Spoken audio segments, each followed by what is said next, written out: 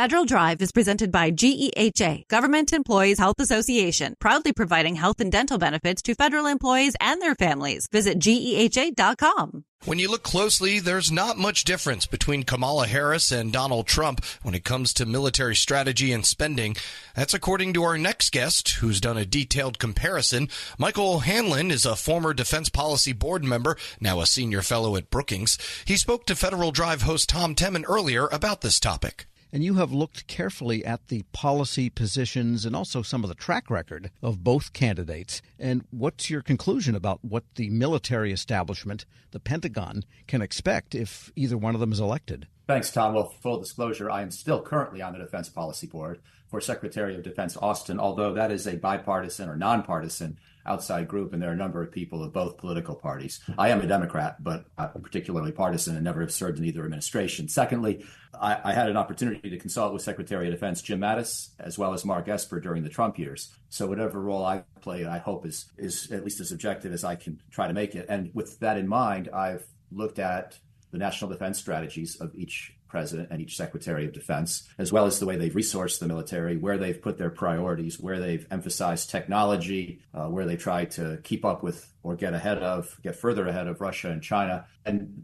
the overall point is that, yes, they are pretty similar, especially because of the focus on Russia and China, which began really in the last 2 years of the Obama administration, but really picked up with Secretary of Defense Jim Mattis and his strategy that was articulated and published in early 2018, which put a priority on Russia and China together.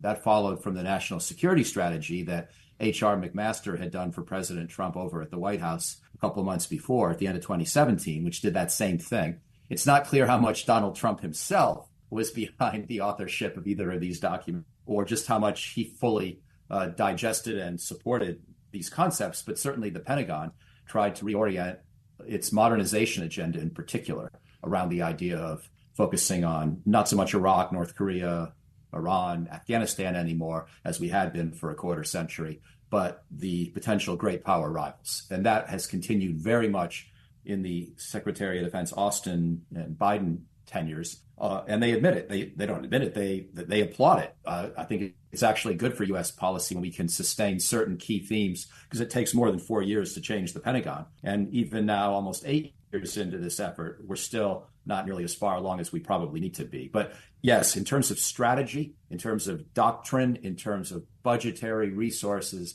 very similar. Obviously, huge differences between the potential occupants of the White House in terms of their decision-making style, how you could imagine them looking at the world, their views towards alliances, their views towards crisis management, but their Pentagon doctrines and resource allocations are quite similar so far. And I wanted to ask you about a detail of this, and that is something that both Democratic and Republican presidents pursued when the nation could, for lack of a better word, afford to do so, and that is arms control. And, under Reagan and under Democratic presidents, there were arms control treaties to reduce nuclear weapons. Now we're looking to renew the stockpile and refresh it in some manner. What do you see on that particular front? We have a big challenge now, Tom, in that not only is it hard to do business with Vladimir Putin while he's bombarding cities in Ukraine and frontline positions there, but also we've got China rising up and deciding it wants to be in the major leagues of nuclear weapon states, which is a huge departure from anything China's done before. It was always content,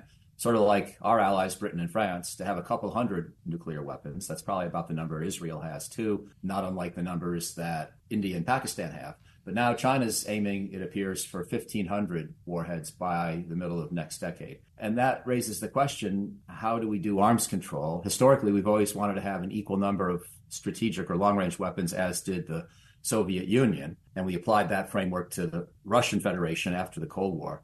But now, are we content to only have as many as either Russia or China and let them together have twice as many as we might? And counting Britain and France doesn't really bring us up to snuff, even though they're our allies, because they have smaller arsenals than China appears to intend. So we really need a new intellectual framework. I don't want to count Russia and China together. For one thing, they wouldn't allow that. They're not formal allies. But secondly, I don't want to push China into Russia's arms forever either. So we need a new framework. Amy Nelson at New America has good ideas on this. She and I have tried to do some writing together and proposed emphasizing transparency in arms control rather than quantitative limits. We're speaking with Michael O'Hanlon, Senior Fellow at Brookings and a member of the Defense Policy Board. And in your essay on this, the comparison between Kamala Harris and Donald Trump with respect to military doctrine and spending levels seem to go up or down, plus or minus some percentage, a little bit above inflation, regardless of who's in the White House. What do you expect for spending, considering, how small the Navy seems to be, how if we wanted to renew the nuclear warheads or increase the number of them, we don't have the money to do everything that seems to be a priority right now, including big troop pay increases? Well, now that we're in a new fiscal year, 2025, we have again the dilemma of figuring out what our defense budget should be, and we don't have one for 2025. Of course, Congress just averted a shutdown and now has to come back in December after the elections to devise a proper budget. That's been the pattern for the last 15 years, where the Pentagon, like every other federal agency, as you well know, has had to limp along with a continuing resolution, basically extending or extrapolating the previous year's budget. And that's meant you can't get going on new programs. You can't take them into a higher gear. You're constantly 4 to 6 months behind where you had intended. So that's a big problem. The amount of resources per se has not been the problem because the defense budget's big. It's not huge relative to GDP by historical standards, just a little over 3% of gross domestic product, but it is about $850 billion a year. And even Vietnam-era budgets, even Reagan-era budgets did not reach that level after adjusting for inflation. And we're catching up to World War II levels, believe it or not, in terms of constant dollar inflation-adjusted spending. So we may need to go a bit higher, but it's not like we're failing to resource major efforts at the Pentagon. Troop compensation is pretty good. Readiness dollars are pretty good. And we pumped a lot of money into research, development, test, and evaluation. And we will soon be pumping even more into procurement as the systems we've been developing over this strategy go online, come to fruition in the years ahead. So I still think we probably need to increase the Pentagon budget faster than the inflation rate. And maybe we need to add another $50 billion or so to the baseline, if you will, in real dollar terms, and then stay at that higher level, because we do need to worry about not only bringing these new technologies to fruition and producing them at scale, sure, making more drones and, under the Replicator initiative of Deputy Secretary Hicks, doing what Ukraine's doing on the battlefield with short-range systems, and also probably adding a little force structure so we can have permanent forces in Korea, the Middle East, and Europe, even as we envision the possibility of fighting one big war, most notably against China. We can't really afford to only have a one-war capability. I don't think we need a 4-war capability, but we need good holding forces in the other theaters, even as we would hypothetically fight China over Taiwan. This is all in the interest of deterrence. Right. Not of actually fighting the war. Sure. But I think we're going to need boosts in defense spending for those reasons. And it seems like either administration would need to find a way, just as the Pentagon realizes it has to, is to buy more with the same dollars. And I'm thinking, instead of, I'm making this up, an 11 or 12 or $13 billion carrier, how many autonomous or small, agile floating devices could you build to counter China in the South China Sea, for example? Well, it's an excellent example, and I'm glad you brought it up because I agree with you, especially in regard to China. But you know what? We've got this ongoing crisis in the Middle East, and guess who keeps getting the call to show up in greater numbers than expected? The Navy and the aircraft carrier fleet.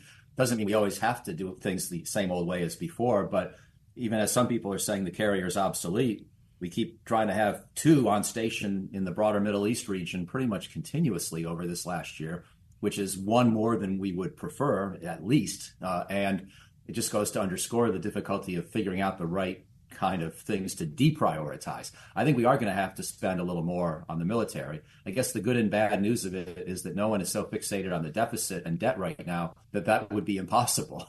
The bad news is, of course, we got way more than $1 trillion a year deficit and a debt that now equals gross domestic product, more or less, for the first time since World War II. And this is probably not a sustainable path. So I think any defense budget increases need to be made very carefully. Michael O'Hanlon is Senior Fellow at Brookings Institution and former member of the Defense Policy Board. We'll post this interview along with a link to his blog at federalnewsnetwork.com/Federal Drive. Hear the Federal Drive on demand. Subscribe wherever you get your podcasts.